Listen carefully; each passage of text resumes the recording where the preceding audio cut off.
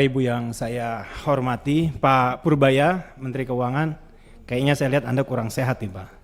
Anda nggak boleh sakit Pak, itu Menteri. Karena nanti ada sentimen negatif. Betul. Nauzubillah, saya doakan jangan sampai sakit, apalagi dirawat di rumah sakit. Nanti IHSG kita drop, dolar juga menguat. Kita doakan itu tidak terjadi, jadi Bapak ini harus minum obat. Kalau istirahat nggak ada waktu Pak, Bapak harus kerja. Jadi saya doakan semoga Anda cepat pulih. Baik, saya melihat di halaman 19 ini bahwa ada ketimpangan Pak penerimaan pajak kita, ya khususnya dari komoditas sawit dan tembaga ini yang terpengaruh dengan harga yang melonjak tinggi di global tentu saja, dan kita juga melihat beberapa tahun sebelumnya juga penerimaan dari sawit juga sempat turun CPO ini, jadi tergantung nilai ya kan komoditas ini di global. Dan ironisnya global yang menentukan nilai itu, bukan kita sebagai yang mempunyai produksi terbesar di dunia ini. Nah, ketergantungan kita, sekali lagi tahun 2025 dan yang sekarang ini tadi Bapak sampaikan di awal tahun ini penerimaannya melebihi dari tahun lalu, itu kan karena komoditas ini. Nah ini bersyukur karena harganya tinggi, sedangkan yang lainnya itu tertekan. Nah apakah Kementerian Keuangan ini punya skema khusus untuk mengatur, karena menyikapi hal-hal yang tergantung dengan nilai-nilai yang ditentukan di global sana Pak.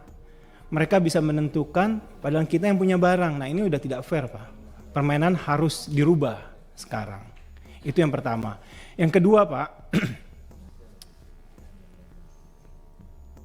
saya punya pendapat pribadi, saya tidak masalah Pak, pendapatan penerimaan negara itu berkurang.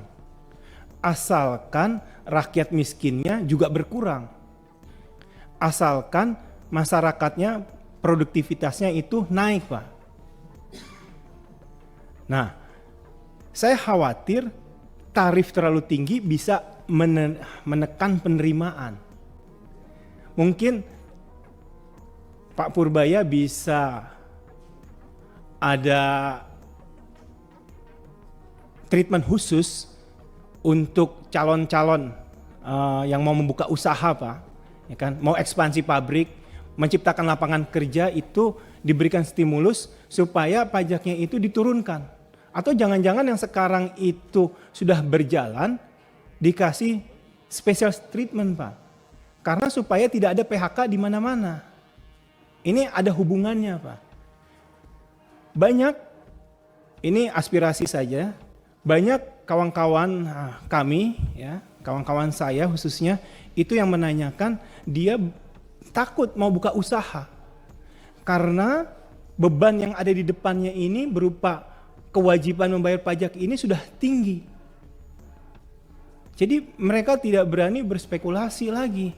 Akhirnya mantap Pak, makan tabungan lagi. Melihat kondisi yang seperti ini. Nah menurut saya perlu Pak. Bapak kan tahun lalu, ya, bulan Desember itu kan ada persentase yang mau ditinggikan tapi tidak jadi. Karena berkurangnya penerimaan. Tapi kan yang berkurang penerimaan itu juga uang rakyat juga. Maksud saya adalah mungkin perlu exercise Pak, 1-2 tahun, bolehlah pajak itu dikecilkan sehingga para pengusaha, ya, para UMKM ini itu mudah Pak, mempunyai kesempatan dan tidak takut untuk mencoba. Itu Pak. Saya rasa metode seperti ini atau skema seperti ini belum pernah dilakukan. Dan yang terakhir Pak, ini juga penting, orang urus PKP itu Pak, perusahaan kena pajak itu Pak, lama sekali di sini. Mungkin salah satu yang terlama di dunia Pak. Jadi harusnya kan kalau perusahaan kena pajak, orang ngurus, investor datang, mau ngurus itu butuh waktu. Minta A, B, C, D seperti itu. Nah ini harusnya kan dia membuka lapangan pekerjaan. Mungkin itu saja pimpinan. Terima kasih. Assalamualaikum warahmatullahi wabarakatuh. Download Tribun X sekarang. Menghadirkan lokal menjadi Indonesia.